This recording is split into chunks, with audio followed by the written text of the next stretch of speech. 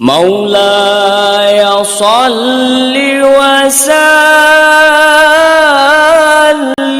دائما أبدا.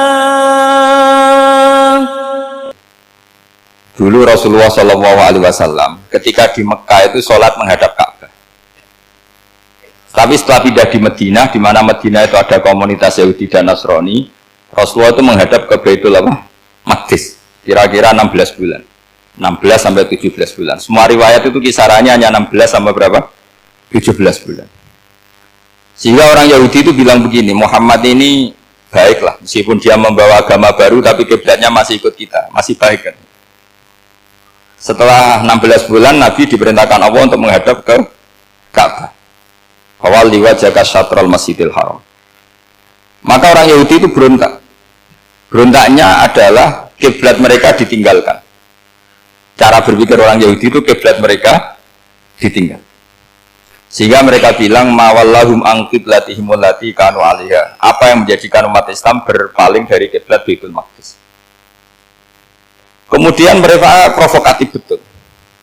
Ini perlu diperjelas. Provokatif. Bilang begini.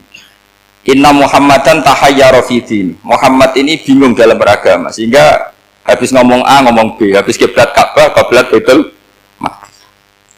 Sehingga dalam banyak tarikh disebutkan peristiwa kiblat itu terbanyak melahirkan orang murtad. Orang yang keluar dari Islam. Gara-gara provokasi orang Yahudi, Muhammad tahayyara fi din. Muhammad itu bingung dalam menentukan pilihan apa? Beragama. Kemudian walhasil singkat cerita akhirnya Nabi itu madhep Ka'bah. Apa yang terjadi mukjizat itu adalah bahwa agama ini agama yang mewakili semua agama sebelumnya yang masih orisinil. Yaitu Nabi akhirnya berargumentasi Ka'bah adalah kiblat yang asli, yang lebih tua. Terus mereka tanya, buktinya apa? Dijawab oleh Quran, fihi ayatum bayyinatum maqamu apa? Ibrahim. Ka'bah bukti tertua adalah di situ ada makam Ibrahim. Makam itu jejak kaki. Ya kalau bahasa Indonesia makam itu kuburan. Kalau dalam bahasa Arab makom itu jejak apa? Jejak kaki. Sehingga diketahui oleh sejarah dibuktikan di situ ada jejak kaki siapa? Nabi Ibrahim. Sementara nisbatnya Baitul Maqdis itu adalah kepada Nabi Musa dan Nabi Harun. Yang ini adalah turunan dari Nabi siapa? Ibrahim. Hikmahnya apa? Begini, sebagai bukti bahwa Baitul Maqdis pernah menjadi poros Islam atau poros Tauhid, maka Nabi Muhammad pernah disuruh menghadap ke Baitul Maqdis. Buat inget-ingetan kalau ini pernah menjadi poros apa? Tauhid. Tapi tetap tua-tuaan masih tua apa? Ka'bah. Nah, kenapa tua Ka'bah tadi? Karena Ibrahim adalah Abul Anbiya, bapak dari para. Dan di situ ada jejak kakinya. Fihi ayatum bayyinatum maqam. Bukti itu belum cukup.